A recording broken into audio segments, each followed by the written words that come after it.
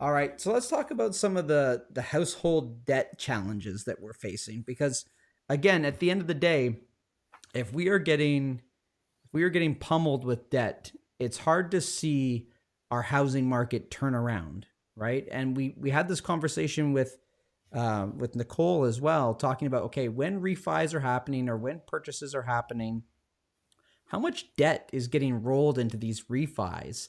And I want to say, actually, I don't even want to say, go watch the video on what she said, how much she was seeing kind of on average was getting rolled in debt wise, because this is an important thing to notice. And like we talked about, why we wanted Nicole on the show, that's something that us as realtors don't get to see all the time. That is something that remains private between you and your financial advisor, your mortgage broker in this part. Are you refinancing some debt to get off those higher interest rates like we're seeing on credit cards and stuff like that? And that will impact how much people are willing, comfortable to make that next move, to make that next move up, or if they need to downsize because of that debt. So this is a very important factor that we need to be watching. And frankly, Canada has not been doing great in this department when we look at how much household debt we've been growing. So I want, before we start pulling into the charts, talk to me a little bit about what's going on in regards to household debt there. Yeah, so household debt to income ratio is at 174.9%. And we've seen three consecutive quarterly climbs. So what this basically means, for every dollar you make, the average Canadian owes $1.75 basically in debt. So we've seen this number really, if you look back at the 1990s, we were you made a dollar, you owed a dollar.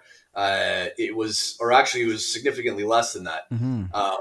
But what ultimately happened is, and I've talked about this before, is the world changed after 2008. We got super low interest rates. Now we live in a debt-based society. If you want to get ahead, unfortunately you have to take on debt. Not everybody, but the average individual has to take that debt. If you want to buy a house for you and your family, you're going to need debt. Most people don't have money just to buy a car. You have to take debt on for that. Unfortunately, with the interest rates as high as they are, we're seeing a lot of people paying their mortgage with their credit cards, paying their day-to-day life with their credit cards. So, debt is growing 3 times faster than income right That's now. the big one that I think people need to be mindful of, is that And stat it's right there. super alarming. It's super alarming.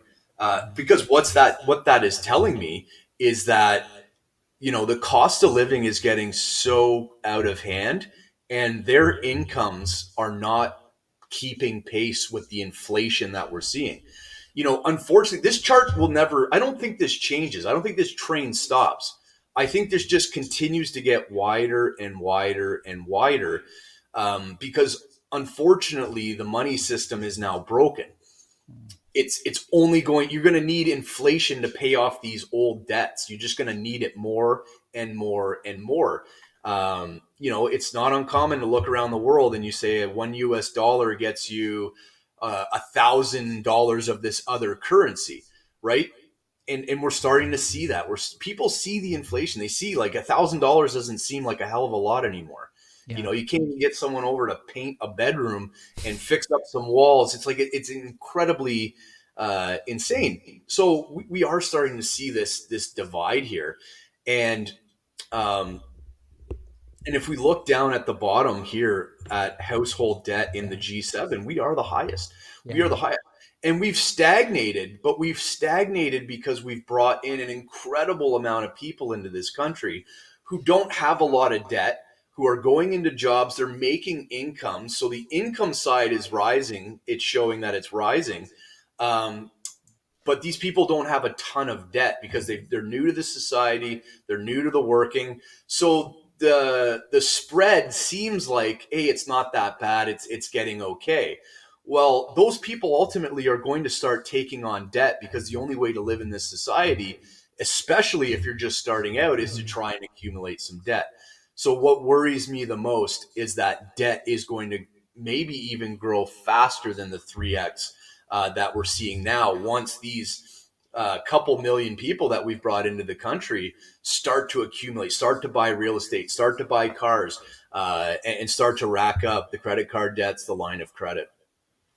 Yeah, and when I look down here, Let me just go back. When I look down here, some of our lowest guys that percentage wise, they're even under the 100% there.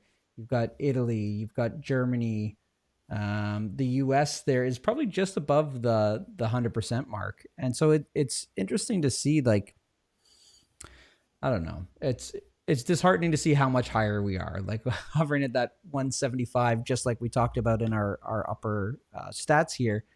And we're just so clearly having a struggle with this, like nationwide, carrying way too much household debt.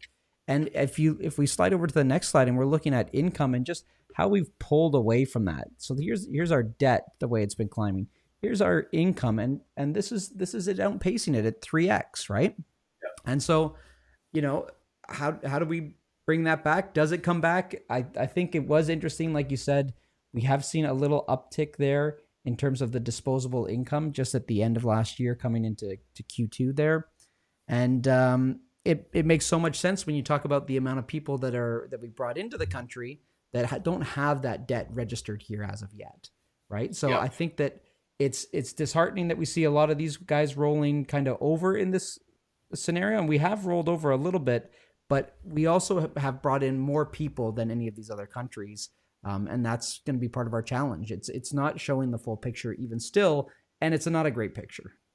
It's not a great picture. And, I'm not trying to blame immigrants whatsoever. No.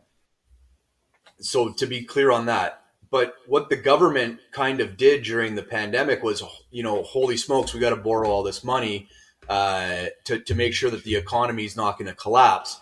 But we also don't want to lose our credit rating. So we need to keep GDP at a certain level, because if debt to GDP on the government side falls too much, you could potentially affect your credit rating, which ultimately means you need to pay higher interest rates. So how do you keep that GDP? Well, you bring a lot of people into the country so that the transactions are happening more and more and more, so it keeps it nice and strong.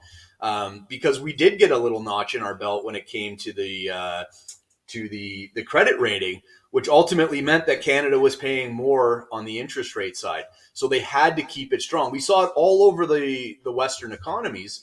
We saw immigration levels all over the place stay extremely high. Even in the U.S., the southern border wasn't kind of walled off. It was open for a reason. It's because they needed GDPs to stay high so that their borrowing costs weren't affected to a degree. It's not the entire thing around that, but that's kind of why we did see such a big spike in immigration, was, I think, the government GDP as well. Yeah.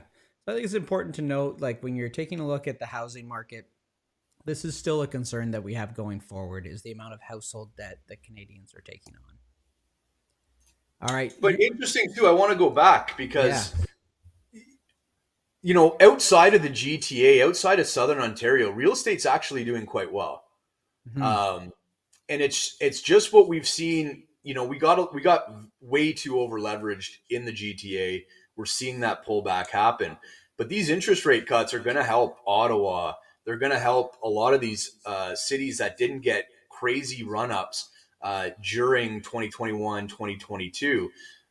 So these rate cuts are going to help those outlier areas. I just think that we've still got a little bit more pullback because of the amounts of debt that have been accumulated in the cores, um, before we start seeing acceleration Yeah. for prices. Yeah. Well, and then we also have to take a look at how much housing prices did accelerate in those core metropolis areas, right? Metropolitan areas, because those increases were also unsustainable, right? And so Yeah. I think that it's all relevant there.